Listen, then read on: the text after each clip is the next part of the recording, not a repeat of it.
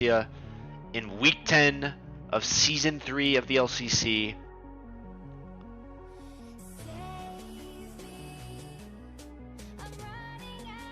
Professional yapper implies payment. Who says I'm not getting paid, TJ? Yeah, I believe you're actively paying him, TJ. Yeah, that little star next to your name. Yeah, I'm picking up a little 13th month subscriber action. So perhaps we are getting paid. Ban's coming down now. Aurelion sold Nasus. So DMJ classic scale tail late game for Bell and Lowell. Not wanting to allow that Aurelion Soul to just sit safe in mid, or that Nasus to scale up on the top side. Don't want to deal with that. I think Beza might have some lingering trauma after the Nasus last time around for this matchup in the first round robin. The set respect into Duck, so Hope and Duck. It's pretty targeted bans so far, and if Jin is locked in as well as a ban, then this will just be many targeted bans. Here you go, TJ paid the yap. Man come out for DMJ. It's just going to be the answer directly. One pick taken away from each lane. Junglers left up entirely, and there's the AD carry. So Smolder taken away from Beza. Also taken away from Inferno, who is one of his best performances we've seen in the LCC to date on Smolder. So curious to see what we get into here. One pick taken away from each lane, so a lot of champions left on the board. First pick to Freljord Frost. What will they hit us with? Okay, Jinx here for Beza. Honestly, I played a lot with Beza last year when we were on the same team, and I do feel like Beza's probably... Jinx is probably one of his best champions. Even though back in Season 1, if you remember all the way back then, we saw a lot of Vayne come out. I do think that he's very prominent on the Jinx. If you think Jason's a little quiet, let me turn him up a little bit. I've got him at max. Maybe I'll just turn the music down. Give me a second to turn the music down.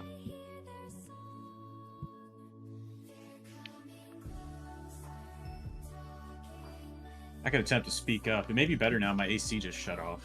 Could be, so could be. Could be better. Okay, Talia selected here for Demacia, and I gotta assume that this is going to be a mid lane Lowell Talia. And it's very interesting for me to see this pick so early in the draft. I don't think of Talia as a power pick right now in the meta. But yeah, this is a pick that Lowell pivoted to after the start of the season, where he was doing well in lane but unable to influence the map with his team, and so picked up Talia, started looking for these champions that can roam off to the side lanes and be able to assist. And a Swain hovered for Freljord Frost. We've seen Swain priority pick up in the second round robin. Swain, yeah, I mean, I will say that one of the things that you see when a team is winning a lot and they start winning with the same pick, you know, like we saw Zon early in the season picked up Seraphine. A lot of teams went to Seraphine.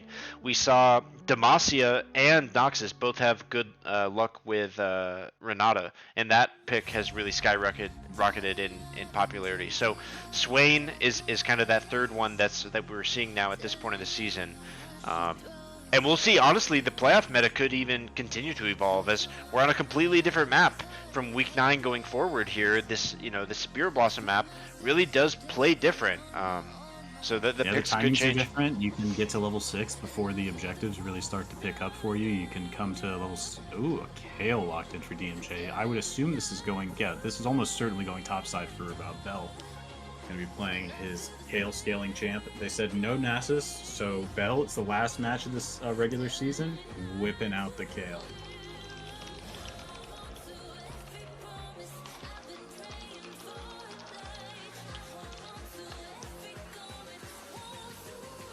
I feel like Kale into Mordekaiser that's kind of a rough lane, actually.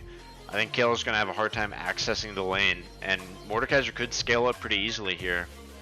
Fairly straightforward. See Duck or manipulate the wave control and try to starve Kale out and really just put the hurt on, because I agree. I think there's almost no room to play for Kale into Mordekaiser unless somebody in the chat's going to throw like a I also don't like Talia Kale with Sejuani. Like, there's no melee to help stack that Sejuani passive.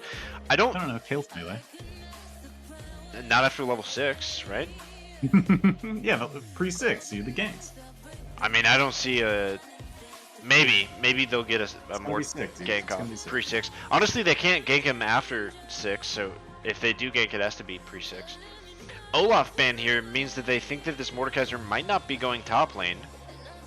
The Lulu ban, that's still a respect. That's all the way back to week 1 and 2 when Bassoon was pulling out the Lulu. So he definitely left his impression. And there's the Renata that we talked about. Looks like Demacia will... They still need to lock in their bot lane here.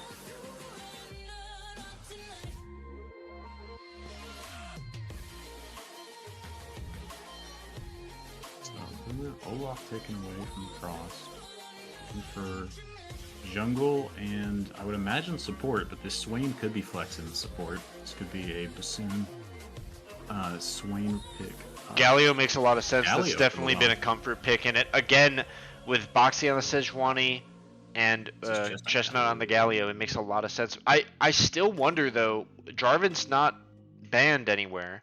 I feel like the Jarvan pick for Boxy, because we've seen the Jarvan Galio be so successful, why not go back to the well?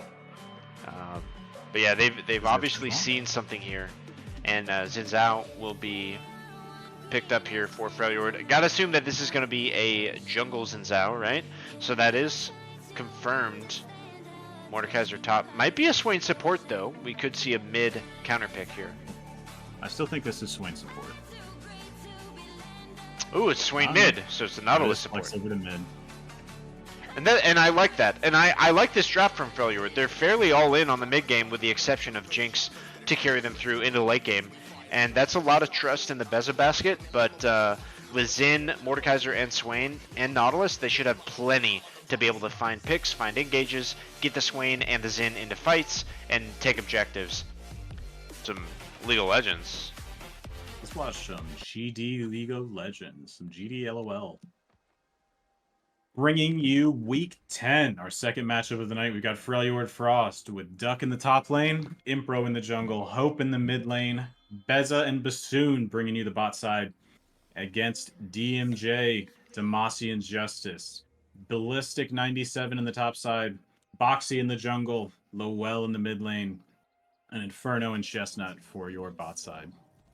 We got a 5-point defense, a little cheeky ward over the wall. Impro will not realize that Boxy has seen this, but when Boxy leaves the bush, he will see him if he doesn't take the safe bet.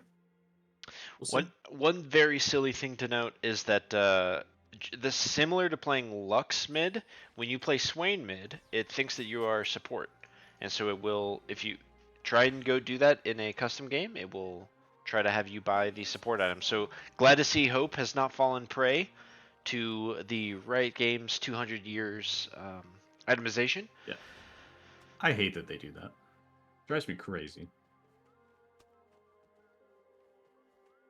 It's really only mids that it affects. And it's a small percentage of mids too, but anybody playing, Annie, Lux, Brand, Swain. Doesn't do it for Annie. Doesn't do it for Annie. Interesting.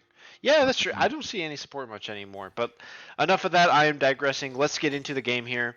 Let's go ahead. We haven't actually watched very many mid matchups, so let's enjoy mid here.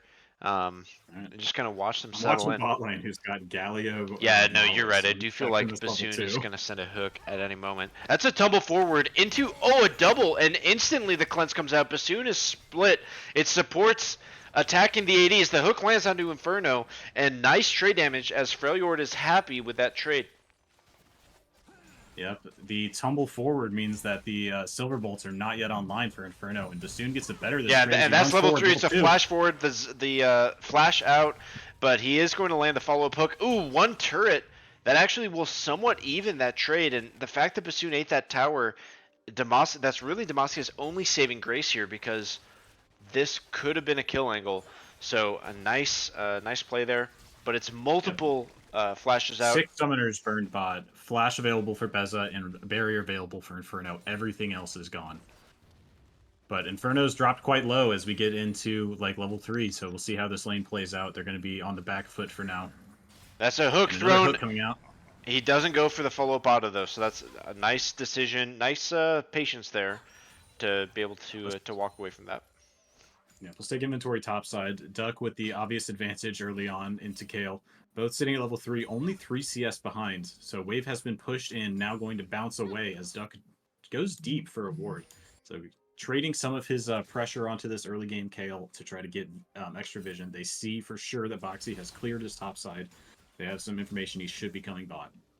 Yep, and this is going to buy Empro the space, and also Bez and Bassoon will have that knowledge. And they're on the bounce as well, so Lowell and Hope trading here, and I do think that we could see something spicy mid go down, but it looks like both junglers are kind of finishing their paths. Boxy a full camp ahead, as Empro just now finished Gromp, so yeah, Boxy's got a nice little advantage here, and he could look to transition gank this in the mid. Yeah. He's thinking about it, he doesn't know. Back and forth a little bit. Bot side, just running the wave back. Yeah, the ping is down onto mid here, so Nice Hope fairly I think low. this is a good look. Oh, we're just gonna back? Okay, no. Thinking about it? We're thinking about it. Whisper on the side, he could answer.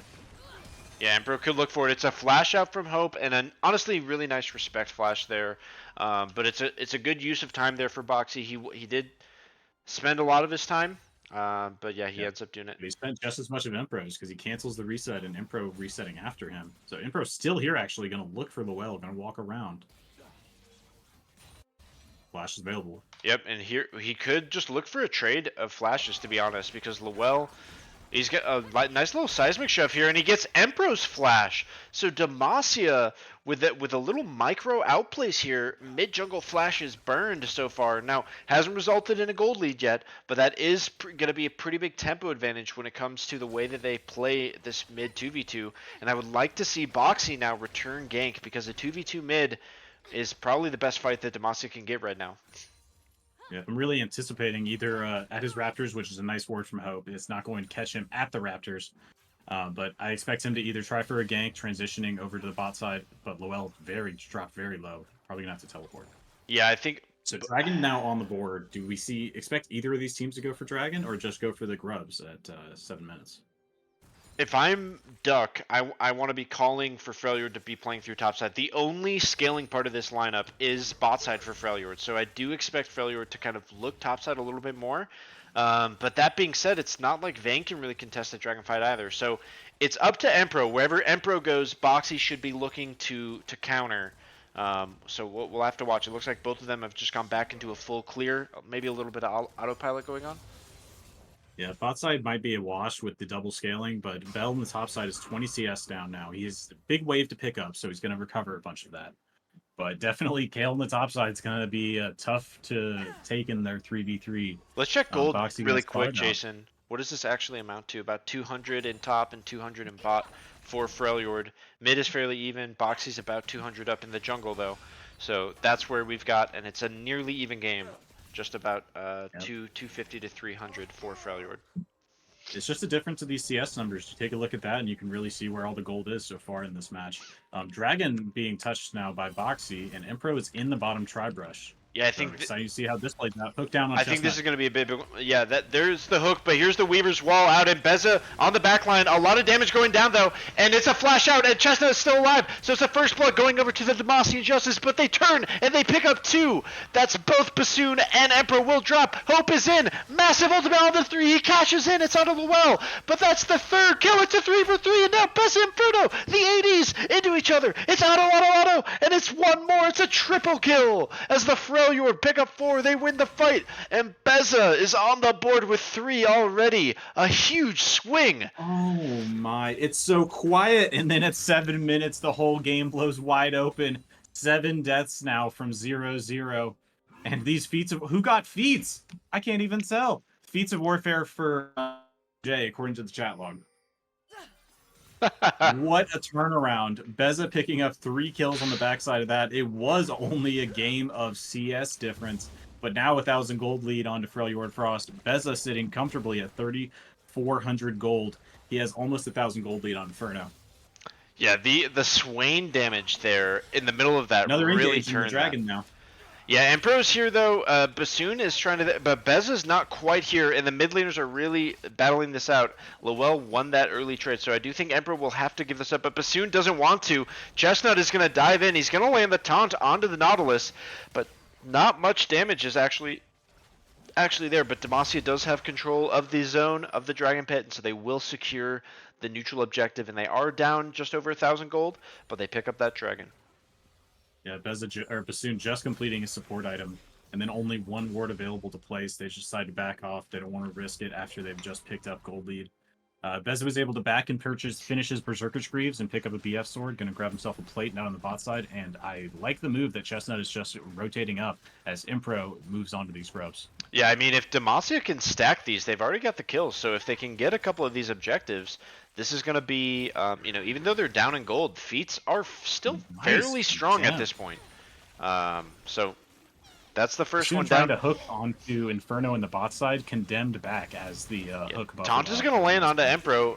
Wind Becomes Lightning is in, but the Justice dash forward. That's the flash from Duck, and the claw lands. He goes right into the ultimate, and Chestnut will drop here. So that's a solo kill for Duck as he pulls him in. Empro and Hope are looking to do what they can, but Bell is just on the backside. He's going to actually secure the final one as the Neverroot onto the well. That's a huge find, and Empro is here. Empro will have Smite, and Freljord picks it up. So as Void Grub goes over to the red team. So Demacia will still get the majority of that objective. To get the objectives. Death Charge down, exhaust through, the condemn into the wall, but that is a kill as, oh man, that supercharged up tower did so much damage to Beza, but they do finish the kill. I could look here with his Ignite. Beza backs off, I think he should be safe. Yeah, no flash. Maybe like flash Cube Ignite would probably be enough, but without flash, I don't think the Galio will be coming out. This is, I mean, these teams, 10 minutes in, we are throwing hands in this game. And that's exactly what an early game team wants to do. This is so good for Freljord, for them to play this way. And the one character, the one champion that you really want to make sure you can try and funnel some early gold to get online. The Jinx already with 4 kills at 10 minutes. This is looking good for Freljord. But Demacia is certainly not out of it. They've gotten the objectives. They've got some of the feats on their side. So, yeah. Jinx is an easy target to kill to pick up some bounties if they're able to find a stun onto him. Bell not getting too terribly far behind in the bot side or in the top side, but it's definitely not even. Only able to pick up Swifties thus far into the game. But we don't expect it to be even, right? Like, this is a Kale. So they're kind of surviving. Would you, like, is this weathering the storm? It's not a terrible fall. I think this is weathering a storm at this point. Yeah. But it is a difficult position to be playing into. I think Duck can try to look to just position between the waves pretty soon once he picks up his first item and just his own Kale off even harder. We mentioned earlier that the Jinx and Vayne both scaling picks. It's going to be might be a bit of a wash in the matchup, but now 4 kills and almost 40 CS lead. Arctic Assault in, and Bassoon actually takes the fight. The depth charge down. It's a flash from Chestnut. The taunt is going to land, and it's only onto Empro. On the backside of it, though, Beza, he is going to be hit. The hero's entrance comes down. Beza on the backside, the Glacial Tomb. He does drop. And Inferno with a clutch barrier. Bassoon is the only one left for Freljord, as already 2 have dropped. They have frozen. They have found their place. But it's a teleport in from Hope. The last of Freljord. Simon's here, but it will be too little too late as Boxy will drop. It ends up being a 3 for 2. And they are just throwing hands, these two teams. They've waited until week 10. Potentially a miracle comeback, and the bot side turns into a disaster with the teleport out of Hope, and Bassoon just making sure that Inferno is unable to play that fight healthily. Coming out low, and then the flash teleport secures it. A great play from Freljord Frost as a reaction to the engage from Boxy. Teleport now coming into the top side. So Duck looking to keep up the pressure. Dragon spawning soon. Yeah, they're looking for Lowell here. Wind Becomes Lightning will land onto him, and will the triple talent strike does? It does. The Knife Cup is through, and he executes. What a solo kill from Empro! What a time to come alive. Week 10 here. If there's a time to show up and win a game, it's right now, and Freljord is putting it down on the line. Yep, Super Mega Death Rocket just barely being sidestepped by the well. Great movement there, but then finished with the Wind Becomes Lightning. Bell almost fell to a solo bolo himself topside in the Death Realm, but managing to survive. He's 30 CS down. Bax uses his teleport. Duck just teleported, so even. But Boxy looking for another one. Another dash forward and more damage down onto Beza. As look at all this CC the bassoon. He's almost able to solo Inferno, but he's not quite able to actually pull it off. As the tumble forward, the silver strikes will go down. It's a shutdown onto Nautilus as bassoon drops, and it's picked up by Inferno. Yep, man advantage on the board with the dragon spawned. Lowell teleported back into the banana bush and then cleared his own wave. Hope has been dropped low, and Lowell's looking for poke down onto Impro. He's not worried even after getting dove. 4 members in the bot side. DMJ should have this dragon on lock. It'll be their second. It's flash from Impro as he dives in, but his team is not here, and the rest of the Demacian Justice will back up Lowell. Lowell very low, but he does not drop, and this is going to be a kill onto the jungler and the dragon secured, and that is feats of strength going over to Demacia. So the Justice find another. Yeah, crucial for them. And I'm looking here on the top side. Duck is letting the wave push out away from Kale. This is really the time where Duck can look to cause some extra punish, keep that CS lead high for himself.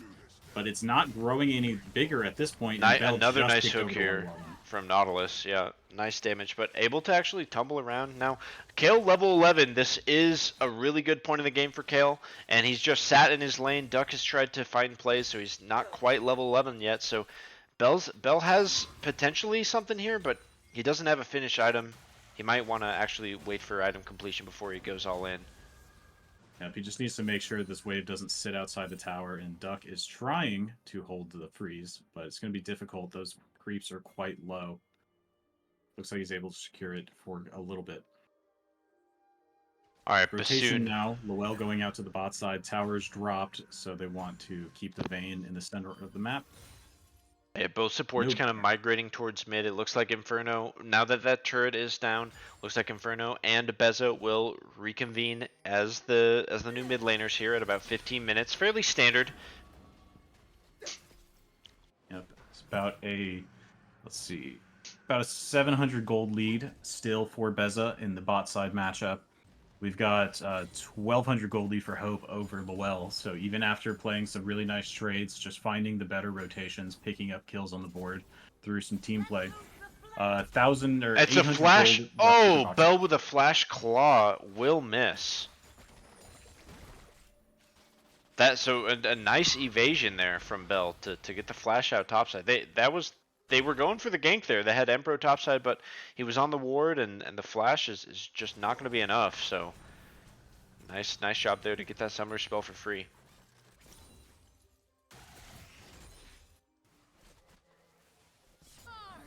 Boxy's going to Arctic Assault in onto Bassoon. He is going to stack his passive, but a nice hook out onto the wall there will save Bassoon. He'll get away safely.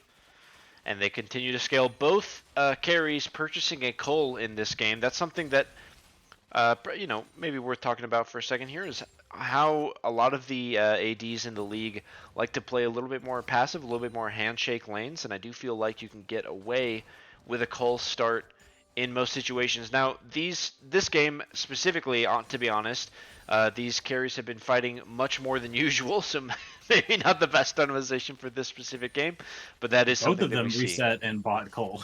Yep. Yeah, Beza's just finding himself a nice CS lead and able to complete his Cole much earlier. Inferno still looking to pick up that CS, and we're seeing the teams shape up here. Really, these supports and junglers running into each other a lot in the mid game. And we're barely entering what I would call the mid game in most matchups, but it's a lot of action here on the Rift today. Beza's sitting at level 10, so that's going to be nice for their AD carry. Top laners both resetting. Let's take an inventory on this Kale. Picking up a Nashor's Tooth on this reset. So finally completing their first item. Still at roughly 30 CS down, so the CS lead has not grown tremendously as we've stabilized after getting to some key points on the level ups. Herald is on the board. Dragon spawned in 2 minutes. Yeah, Herald spawned at 15, and neither team really is itching for it. You can tell that Demacia wants to Dragon stack, and Freljord is definitely on the back foot now after Emperor getting caught out and going down a couple of times. Wind becoming lightning. Well, actually, Wind not quite becoming lightning in that instance, so... Yep, no connection point, so it just remains wind. Wind cast on the rift. Thank you. Yeah. So we've got a little bit less than a minute here before the next dragon spawns. There are pings here onto Herald, and they might. Demacia has good tempo advantage, so they might just take this just because they have the time to. Duck is going to walk down, get a pink ward down here, and Bassoon is here to try and maybe answer this, but they definitely don't have the numbers.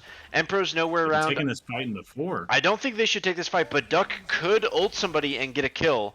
He's got 2 levels on the jungler.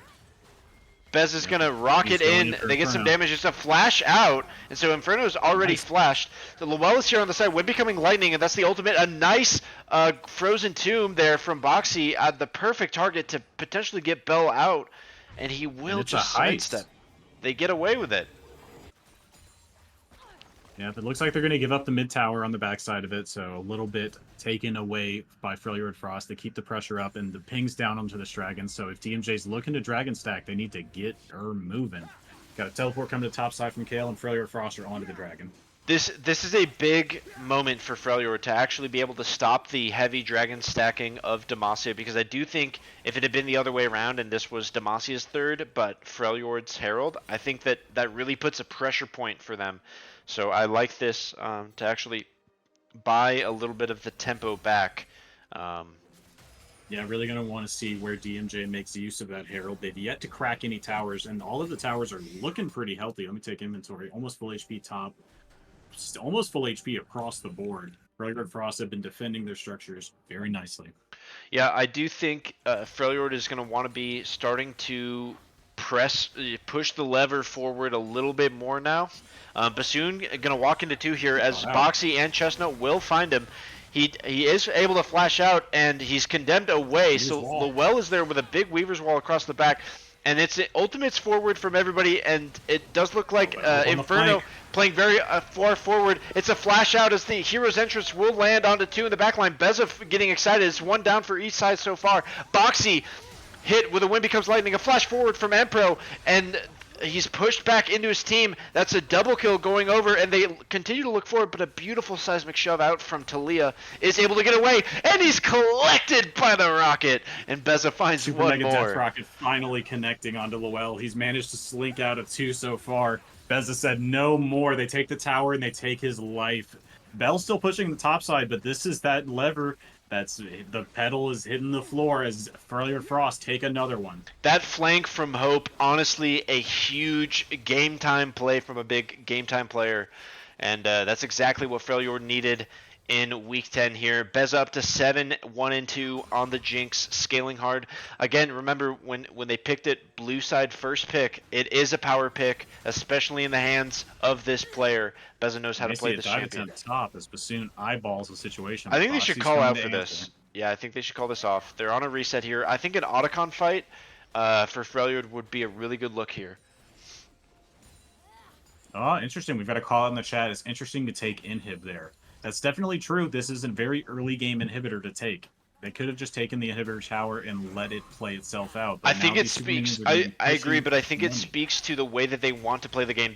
They want to try and end the next 5 minutes, and so they're going to use this pressure over the next 5 minutes to try and continue to take objectives and continue to widen the lead.